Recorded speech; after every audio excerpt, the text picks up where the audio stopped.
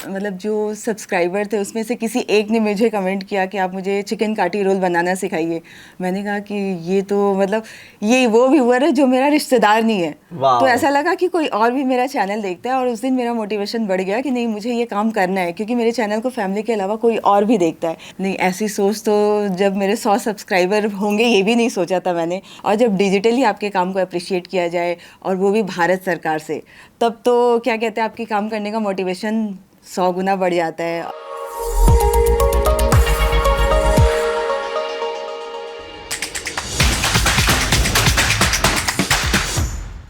MVPs of the internet में आपका स्वागत है। Latest podcast series of MyGov, जहां हम बातचीत कर रहे हैं क्वाइट लिटरली हिस्ट्री मेकर्स के साथ। 8 मार्च को हुआ पहला first ever national award for content creators. सम्मानित किया गया the best content creators of not just the last 1 year but the last many years. One of them is right here with us, a very special person, winner of एक ऐसी category जिसके लिए भारत देश के हर एक इंसान के दिल में ढेर सारा प्यार है, खाना, food. Best food creator category winner Kavita Singh यहाँ हमारे साथ है। Kavita ji, welcome to MyGov. Thank you so much Gorakh, बहुत ही वार्म वेलकम दिया आपने, बहुत खुशी हुई और धन्यवाद मुझे यहाँ पे बुलाने के लिए। प्लेजर पूरी तरह से हमारा। हम इतने खुश है कि आपसे बातचीत कर रहे हैं। जल्दी से आपको जरा बता दे माईगव के दर्शक, हमारे व्यूअर्स, कविता जी और मैं we kind go a long way back. 2019 में जी मैं एक फूड शो लाइव, 1 घंटे का लाइव फूड शो होता था जिसका होस्ट था, और हर हफ्ते अलग अलग स्पेशल गेस्ट आते थे। और Kavita ji I think 2-3 episode में आई थी एज शेफ, और तब कविता जी और मैंने बहुत सारा फन किया था, बहुत सारा खाना बनाना सीखा था मैंने कविता जी से। And now 4 years later we are here doing this podcast. Kavita ji, इससे पता चलता है ना पृथ्वी गोल है। वापस आ गए हम वहीं पे। बिल्कुल। सबसे पहले मैसिव कांग्रेचुलेशंस जीतने के लिए best food creator national creator award. जीतने के बाद से अब तक कैसी फीलिंग है, कैसा लग रहा है? मतलब वो फीलिंग तो अभी तक दिमाग से नहीं निकला। मतलब सोती भी हूँ तो ऐसा लगता है कि मैं उसी स्टेज पे हूँ, अवार्ड ले रही हूँ।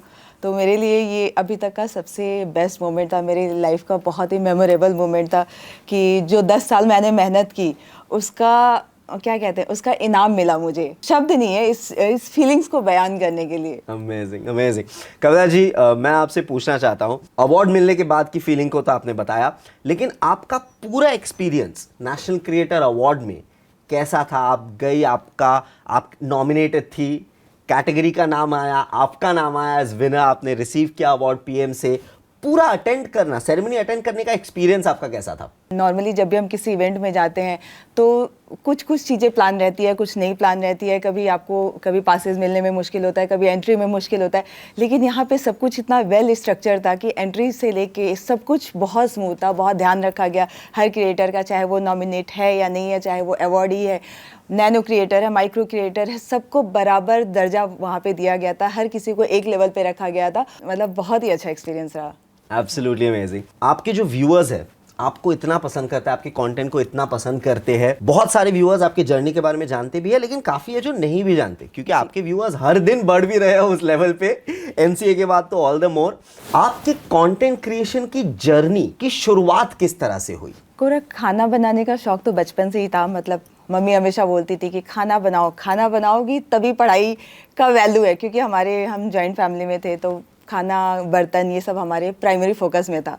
पढ़ाई करना है साथ में, वो आप खुद के लिए करोगे। लेकिन ये नहीं पता था कि उसकी वजह से जो हमको रिस्पॉन्सिबिलिटी बचपन में मिल रही है उससे हम खाना बनाना सीख भी रहे हैं, और ये हमारे फ्यूचर को भी अच्छा करेगा। जैसे अगर हम बचपन में खाना बनाना सीखते हैं तो उसका फ़ायदा ये होता है कि जब हम स्कूल जाते हैं, कॉलेज जाते हैं, तो उसके बेनिफिट्स होते हैं ना। तब आपको डिपेंडेंसी नहीं होगी कि कौन बना के देगा या मम्मी की याद आ रही है।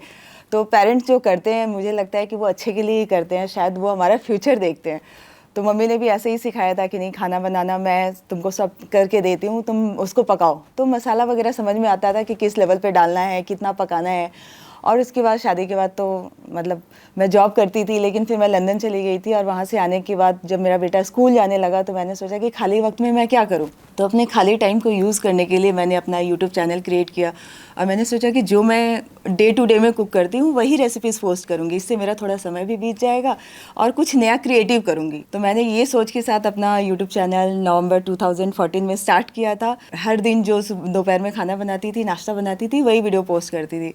लेकिन ऐसे करते करते 3-4 महीने बीत गए, और उसके बाद किसी एक व्यूअर्स का कमेंट आया। शुरुआत में कोई सब्सक्राइबर था ही नहीं, हस्बैंड थे, मम्मी थे, पापा थे मतलब जो सब्सक्राइबर थे उसमें से किसी एक ने मुझे कमेंट किया कि आप मुझे चिकन काटी रोल बनाना सिखाइए।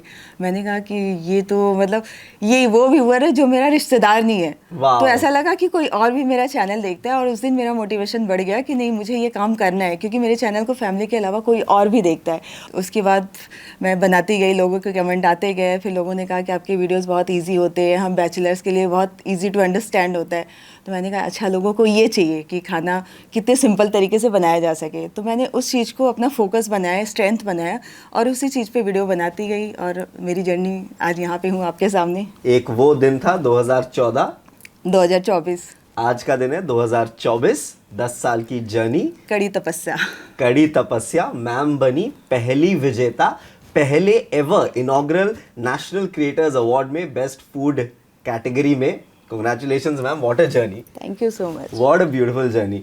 वाइल्डेस्ट ड्रीम्स में भी आपने ऐसा कभी सोचा था कि एक दशक, चाहे लग जाए एक दशक, लेकिन भारत देश की सरकार खुद एक नेशनल अवार्ड ऑर्गेनाइज करेगी क्रिएटर्स के लिए, यूट्यूबर्स के लिए, इन्फ्लुएंसर्स के लिए, और पहले में ही मैं जीतूंगी भी, ऐसा कुछ आपने सोचा था? नहीं, ऐसी सोच तो जब मेरे 100 सब्सक्राइबर होंगे ये भी नहीं सोचा था मैंने। जब भी हम रेस्टोरेंट खोलते हैं तो हमको पता थोड़ी नहीं रहता है कि उसमें कितना बिकेगा, तो वो सोच रहता ही नहीं है। मुझे लगता है कि हमें अपने कर्म पे ज़्यादा बिलीव करना चाहिए कि हम जो कर रहे हैं, अगर आप अच्छा कर रहे हैं, अच्छा काम करके अगर आपको अच्छी नींद आती है रात को, मतलब आपका सारे दिन का जो मेहनत है वो वर्थ रहा। तो मैं हर दिन वही सोच के साथ अपना काम करती हूँ। मुझे लगता है कि जैसे सरकार ने हमारे काम को रिकग्नाइज़ किया तो वो एक अलग लेवल पे है, क्योंकि आप देखिए ना, जैसे प्राइवेट जॉब, गवर्नमेंट जॉब, हमारे घर में लड़कियों की शादी होती है तो लड़का सरकारी नौकरी करता है, उसकी अलग वैल्यू होती है। हाँ, सरकारी नौकरी करता है, सरकारी जॉब, सब चीज़ बहुत इंपॉर्टेंट होता है। तो जब हमें हमारे काम को सरकार की तरफ से मान्यता मिलती है तो वो एक खुशी जो होती है ना, उसके आगे मुझे नहीं लगता कोई खुशी होगी। और भारत सरकार ने बहुत बहुत बड़ा इनिशिएटिव लिया कि क्रिएटर्स को भी नेशनल अवार्ड दे के उन्हें सम्मानित किया। तो ये मैं सरकार को शुक्रिया अदा करना चाहूँगी कि उनकी ये स्टेप्स हमारे लिए काफ़ी मोटिवेटिव है। एक ऐसा वक्त था जब क्रिएटर्स को शुरुआत में काफ़ी वक्त सुनना पड़ता था कि ठीक है, क्या करते रहते हो कैमरा के साथ, ठीक है टाइम पास के लिए ठीक है, पर काम काज क्या, सीरियसली क्या करोगे। एक वो दिन था, एक आज का दिन, जब भारत सरकार ने नेशनल अवार्ड ऑर्गेनाइज किया क्रिएटर्स के लिए, सम्मानित किया क्रिएटर्स को इस तरह के इंटरनेशनल लेवल के अवार्ड के साथ। तो ये जो बदलाव आया है, ये जो पैराडाइम शिफ्ट आया है लोगों के भी सोच में, अब तो और आएगा, क्योंकि उन्होंने देखा कि भारत सरकार ने नेशनल अवार्ड ऑर्गेनाइज किया क्रिएटर्स के लिए। ये जो बदलाव आया है, ये कैसा लगता है आपको देख के as a content creator? As a content creator हमें बहुत प्राउड फील होता है कि हमारी कम्युनिटी जो है वो ग्रो हो रही है। जब से डिजिटल मीडिया का विकास ज़्यादा हो गया है, लोग ज़्यादा, क्योंकि अभी ऑडियंस देखिए कि ज़्यादा टाइम जो है वो हम फ़ोन में, टीवी में ज़्यादा डेटा हम कंज्यूम करते हैं, क्योंकि हम बहुत ज़्यादा टाइम इन सारी चीज़ों पे बिताते हैं। तो अगर हम इस चीज़ को, जैसे अगर हमें कोई अवेयरनेस का वीडियो बनाना है या कोई सोशल मैसेज पास करना है, तो आप डिजिटली एक वीडियो बना के अपने मैसेज के थ्रू आप लोगों या लाखों करोड़ों लोगों में ये मैसेज पहुंचा सकते हैं। और जब डिजिटली आपके काम को अप्रिशिएट किया जाए, और वो भी भारत सरकार से, तब तो क्या कहते हैं, आपके काम करने का मोटिवेशन 100 गुना बढ़ जाता है। और मैं चाहती हूँ कि ऐसे ही बाकी क्रिएटर्स और हम सबको ऐसे ही सरकार की तरफ से पॉजिटिव क्या कहते हैं फीडबैक मिलती रहे, ताकि हम इस कम्युनिटी को और भी आगे ले जा सकें, और कम टाइम में हम अपने मैसेजेस जो है, जो पॉजिटिव मैसेज वाले जो कंटेंट होते हैं वो लोगों तक पहुंचा सके। जिसके बारे में पीएम मोदी ने अपने स्पीच में कहा भी। एक तो उन्होंने कहा, उन्होंने बताया, उन्होंने दर्शाया कि उनके दिल में खुद क्रिएटर्स के लिए कितनी इज्जत है। उन्होंने बताया कि क्रिएटर्स के हाथों सच में ये ताकत है कि वो भारत देश के कल्चर को दुनिया भर तक पहुंचा सके, और भी सही तरीके से। कविता जी, आपने मिलेट्स की बात करी, ट्रेडिशनल ग्रेन्स की बात करी, ये इतनी सही बात है। मैं पिछले 4-5 महीने से वर्कआउट पे फोकस कर रहा हूँ, डाइट पे फोकस कर रहा हूँ, और जो अच्छे वाले कंटेंट क्रिएटर्स होते हैं ना, जिनका सिर्फ एजेंडा ये नहीं होता कि मैं ब्रांड का प्रोडक्ट बेचता रहूं ताकि ब्रांड का कोलैब मेरे पास आ जाए, उनसे ये बातें भी जानने को मिलती है कि आप क्यों सिर्फ ओट्स करते रहते हो जो पैकेटेड है, जिसमें प्रेजर्वेटिव्स है। आप दलिया खाओ ना, दलिया के बारे में लोगों को पता ही नहीं है, मिलेट्स के बारे में लोगों को पता ही नहीं है, रागी के बारे में लोगों को पता ही नहीं है। लोगों को पैनकेक खाना है लेकिन रोटी से भी उनको प्रोटीन मिलती है, ये लोगों को पता ही नहीं है। तो ये बात एक्चुअली बहुत सच है कि इन सब चीजों से और अच्छी सीख लोगों को मिल सकती है, खुद खाना बना सकते हैं आसानी से और सीख सकते हैं। नहीं जी बिल्कुल, जैसे हम पराठा बनाते हैं, प्याज पराठा बनाते हैं, तो कल मैंने वीडियो पोस्ट किया था कि बाजरे का मसाला पराठा कैसे बनाया जाए सिंपल तरीके से। तो बाजरा जो होता है वो हमारे हेल्थ के लिए अच्छा होता है, उसमें डाइटरी फाइबर होता है, हमारी इम्यूनिटी को स्ट्रॉन्ग करता है। आजकल डॉक्टर, डाइटिशियन, हर कोई किसी भी अगर आपको वेट लॉस करना है या वेट गेन करना है या हेल्दी रहना है, तो आप किसी भी डॉक्टर से अगर आप फीडबैक लेंगे कि मुझे क्या खाना चाहिए, तो वो आपको मिलेट में ही जाने के लिए बोलेंगे।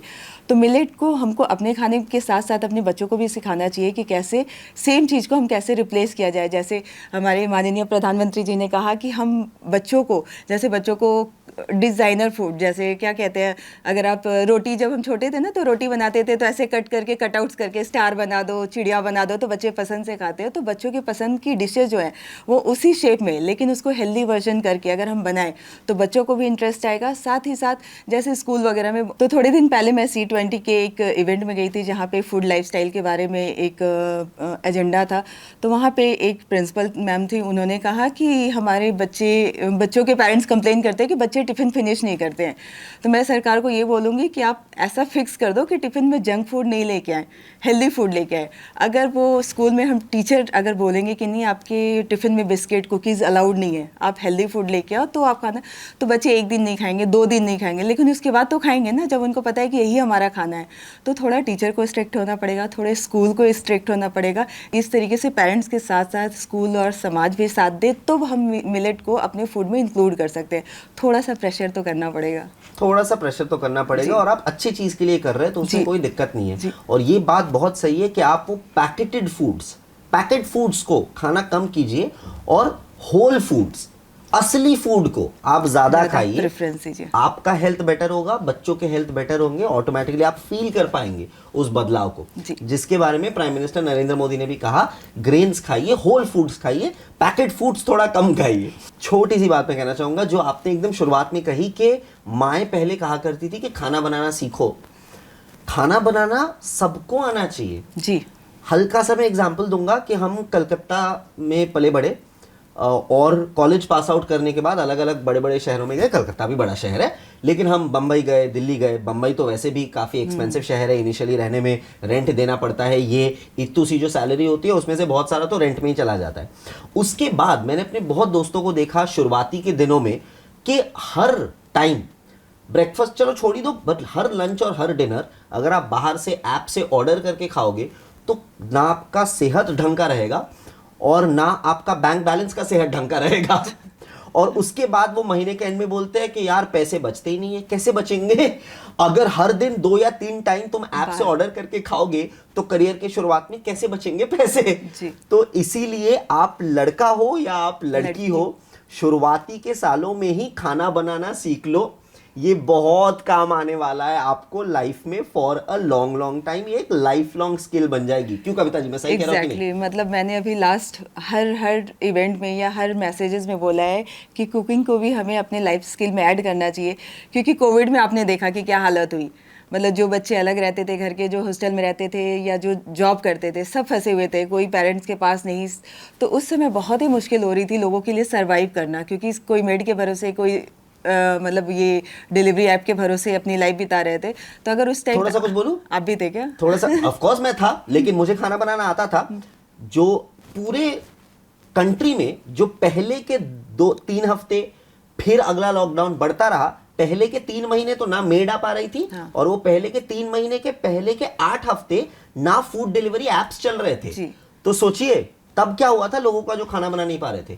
सो सॉरी आपको रोका, अब आप कंटिन्यू कीजिए। नहीं, तब जैसे कोविड में हमने सबको ही खाना बनाया, बर्तन धोए, सबने घर के सारे काम किए। तो उस टाइम पे ऐसा लग रहा था कि जिम्मेदारियां जो है वो हम मिल बांट के कर रहे हैं। हस्बैंड वाइफ में इक्वालिटी आ रही थी कि नहीं, ये काम हम दोनों का है, तो प्यार भी बढ़ रहा था, रिश्ते भी अच्छे हो रहे थे। साथ ही साथ इस चीज़ को अभी सब ध्यान दे रहे हैं कि हाँ, बच्चों को भी खाना बनाना सिखाना चाहिए। अब ये नहीं है कि हाँ मम्मा बनाएगी, बेड बनाएगी, सिस्टर बनाएगी, ये उनका काम है। अब लोगों को जागरूकता जो है वो बढ़ गई है, लोग अवेयर हो गए हैं कि खाना बनाना भी सिखाना चाहिए। तो मैं हमेशा आप सबको भी बोलूँगी कि खाना बनाना आप बच्चों को भी सिखाइए, ताकि उनके फ्यूचर के लिए वो यूज़फुल है। पर भिंडी फ्राई एक कमाल की टेस्टी रेसिपी है। सबकी फेवरेट होती है ना। दाल कुछ सब्जी चावल। में समझ में नहीं आया तो भिंडी फ्राई। हाँ, दाल चावल के साथ खाओ, रोटी के साथ खाओ, भिंडी फ्राई इज डिलिशियस। राइट। ये तो पहला सवाल था। दूसरा सवाल, कितने सालों तक आपने अपने खुद के शूट और एडिट खुद किए? 2014 में मैंने अपना चैनल शुरू किया था, और 2016 या 18 में मैंने, मतलब अभी 10 साल हो गए ना, तो 5 साल 6 साल पहले 6 साल जी। 2020 तक जी। वाओ।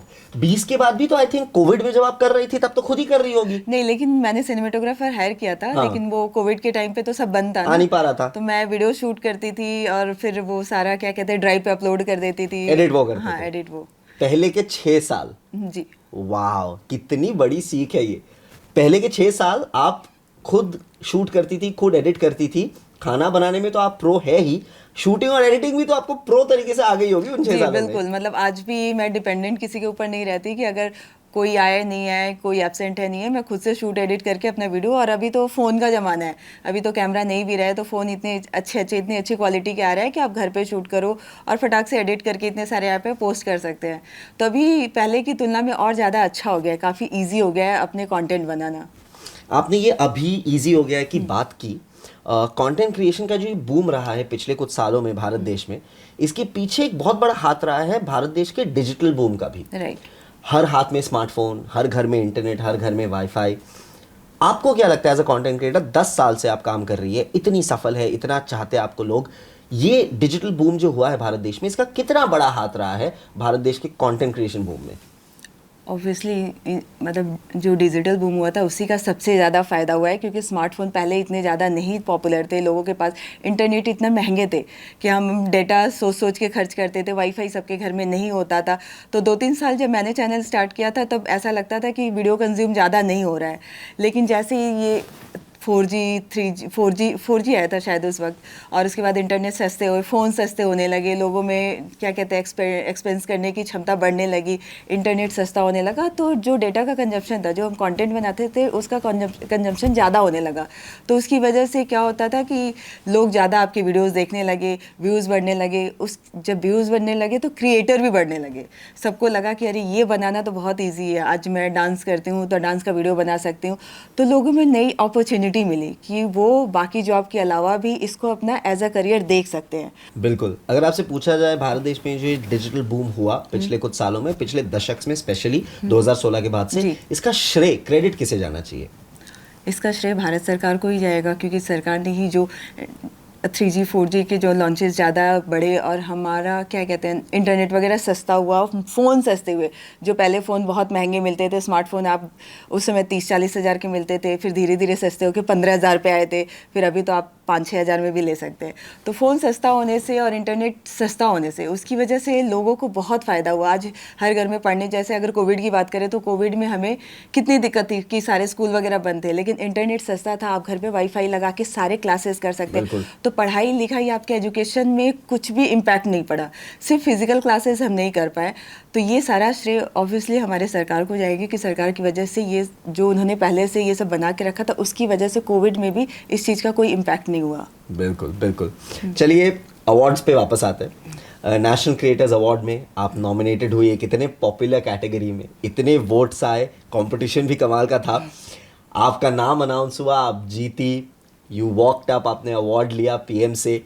ये मोमेंट, नाम अनाउंस होने तक और अवार्ड लेके वापस आने तक, ये मोमेंट ज़रा कैसा था? पीएम मोदी के साथ बातचीत ज़रा कैसी थी, ये ज़रा हमें बताइए।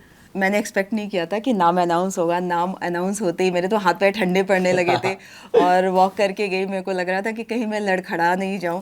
फिर मैं सर के पास गई वहाँ पे, और जब सर ने पूछा कि आप, फिर सर ने मल्हार की बात शुरू की कि आप उसे खाना बनाना सिखाइए, तो थोड़ा सा मैं ईज आउट हुई। तो ऐसा लग नहीं रहा था कि मैं मतलब प्रधानमंत्री जी के सामने खड़ी हूँ, ऐसा लग रहा था कि हम दोस्त के साथ खड़े हैं और हंसी मजाक चल रहा है, क्योंकि सर ने इतने माहौल को इतना ईज आउट कर दिया था, लोगों के लिए इतना कंफर्टेबल कर दिया था। क्योंकि उसके पहले अवार्ड सेरेमनी शुरू होने के पहले हम सारे कंटेंट क्रिएटर बहुत ही नर्वस थे कि कुछ बोलना है क्या, कोई सवाल जवाब होगा क्या। तो ऐसा था कि नहीं, कुछ बोलना नहीं है, बस अवार्ड लेके आना है, अगर मिला तो, अगर आपका नाम आया तो बस लेके आना है। तो सोच वही थी। लेकिन जैसे ही अवार्डी वहाँ पे गए और सर, पीएम सर वहाँ पे बात करना शुरू किए, हंसी का माहौल बंधा, और जो क्षमा बंधा वो तो एक अलग ही लेवल का था। मतलब इतने कंफर्टेबल क्रिएटर मेरे को नहीं लग रहा है कि किसी और ऑडिटोरियम में थे। सब खुश थे, सब हंस रहे थे और बहुत मज़ा आया। वैसे नेशनल क्रिएटर्स अवार्ड तो सबने देखा और बहुतों ने जाना भी, और वो काम भी इतना अच्छा करते हैं कि बहुत जन मल्हार को जानते हैं। लेकिन जो मल्हार को नहीं जानते, हम आपको बता दें, मल्हार जीते बेस्ट स्वच्छता एम्बेसडर अवार्ड। बहुत कमाल का काम करते हैं, स्वच्छ भारत अभियान के लेजिट एम्बेसडर है he is one of them. लेकिन मल्हार की एक बात है कि बहुत दुबले पतले हैं, मुझसे भी दुबले पतले हैं। तो मल्हार जब अवार्ड लेने गए थे तब मोदी जी ने उन्हें कहा था कि बहुत सारे फूड के कमाल के क्रिएटर्स भी है, उनसे थोड़ा खाना बनाना सीख लो। और वही आपको भी कहा था कि मल्हार को थोड़ा सिखा दो, जो फिर आप दोनों ने किया भी। वो उसके बारे में ज़रा बताइए। तो हमने सोचा कि वो वीडियो काफ़ी वायरल हो रहा था मेरा, मल्हार का और सर का, कि खाना बनाने और सिखाने के ऊपर। तो मैंने और मल्हार ने बात की कि इस चीज़ को हमको करना है, सर ने सिखाया तो हमको इस चीज़ को करना है, कि आप आओ मैं सिखाती हूँ। तो मल्हार का फ़ोन आया था, मैंने कहा कि हाँ मिलते हैं। फिर हमने सोचा कि अभी तुरंत ही इस चीज़ को शूट करते हैं। और फिर मल्हार हमारे ऑफिस में आए और मैंने बोला कि आपको पहले मिलेट खिलाती हूँ, क्योंकि मिलेट की बात हुई है। फिर मैंने कहा नहीं, मिलेट से ये मोटे तो नहीं होंगे, मिलेट हेल्दी होता है, वेट गेन इतनी जल्दी नहीं होगा, तो इनको खिलाना पड़ेगा पंजाबी आलू paratha with lots of butter. क्या बात। तो मैंने पंजाबी आलू पराठा चीज़ भर के बनाया विथ लस्सी, और मैंने कहा मल्हार ये खाइए आप, और लोगों को बताइए कि आपको वेट गेन करना है। चलिए, आपने बात की कि किस तरह पीएम मोदी ने आपको और सारी क्रिएटर्स को इतना कंफर्टेबल फील करवाया। तो मैं भी वहाँ जब बैठा था और मैं अवार्ड देख रहा था, मैं भी थोड़ा आश्चर्यचकित रह गया इस बात को देख के कि पीएम मोदी को हर एक क्रिएटर के बारे में इंडिविजुअली पता था।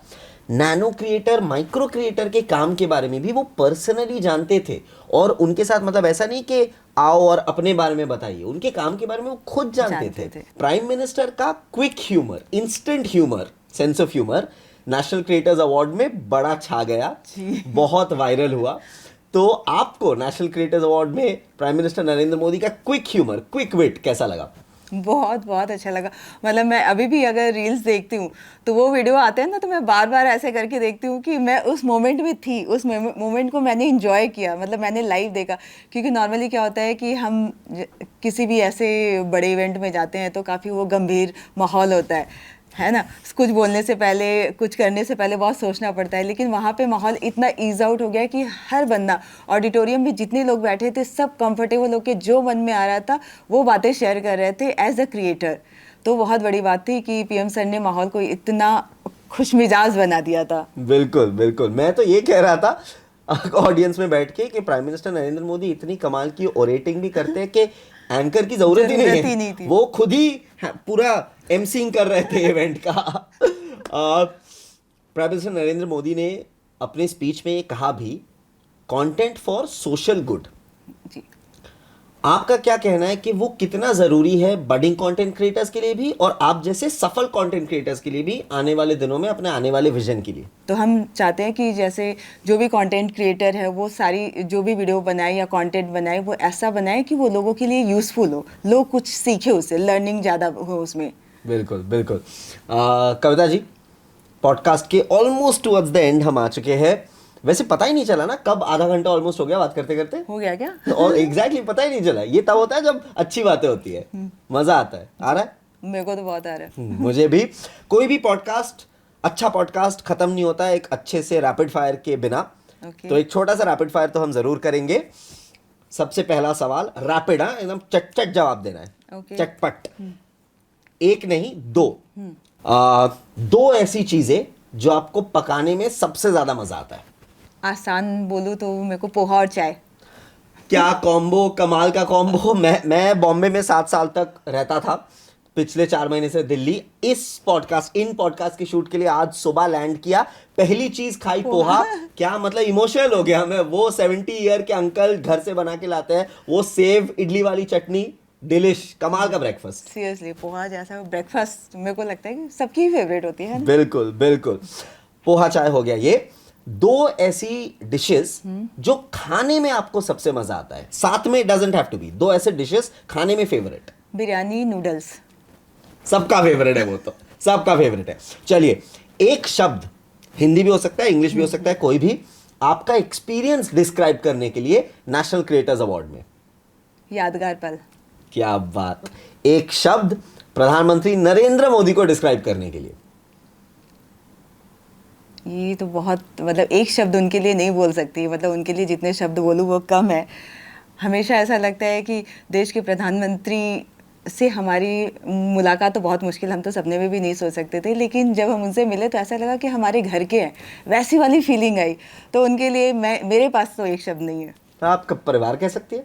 परिवार, जी, परिवार जैसे हैं। बिल्कुल।